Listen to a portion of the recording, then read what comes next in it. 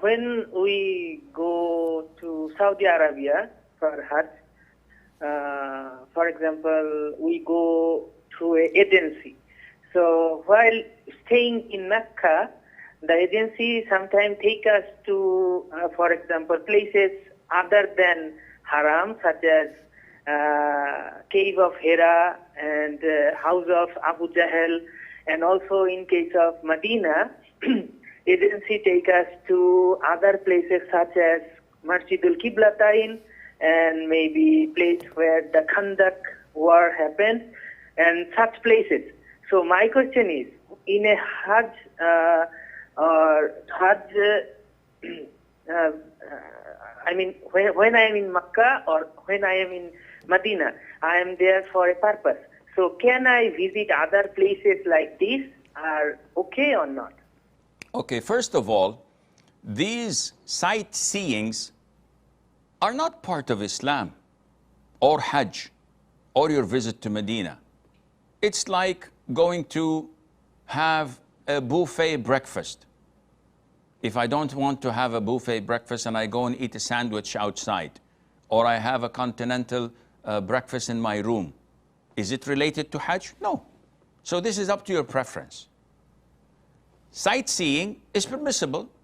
It is not prohibited, but you have to identify whether such sites are legitimate or not. So, for example, in Medina, they have a tour of the 7 masjids. And they tell you this is masjid number 1, this is this is that, this is this. And this is mainly baseless. There's nothing to see there. There's nothing sacred in visiting these masjids. Only Masjid Quba and the Haram of Medina are the ones that you will be rewarded for. The other sites, whether you go to Badr, whether you go to the Mount Uhud, these are sightseeings. There's nothing related to your Hajj or to your reward. It's beneficial, it's educational, it's fun, entertainment. There's nothing wrong in that. Going to the house of Abu Jahl, I don't know anything of that sort. I live an hour away from Mecca, and this is the first time I hear something like that. I don't think there is any tour to the house of the enemy of Allah Azza wa Jal, Abu Jahl. Who in his right mind would go to this? Yes, I remember when I went to Johannesburg, they took us to visit Nelson Mandela's house. And they showed us where he lived, where he grew his old shoes. It's sightseeing. It's like a museum. But nobody goes to Adolf Hitler's house, the enemy of humanity, and say, oh, wow, what's a nice place to live.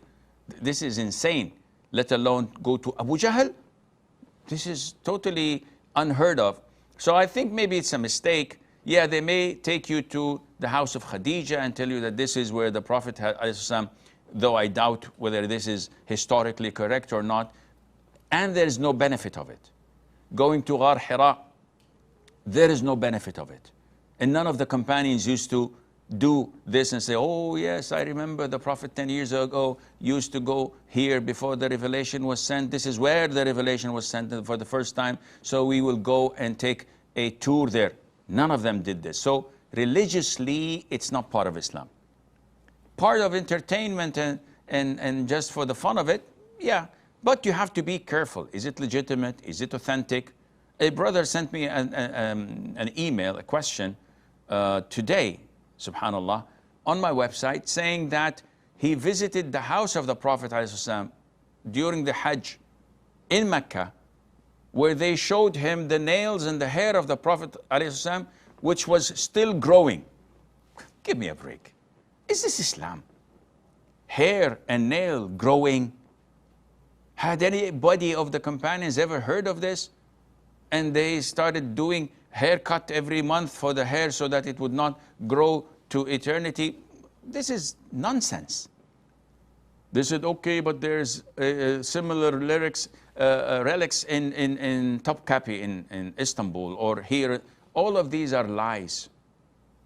And to say that this is found in Mecca, this is a blatant lie, and whoever said this was pulling your legs and getting your money, and he made a profit definitely, but he's a liar.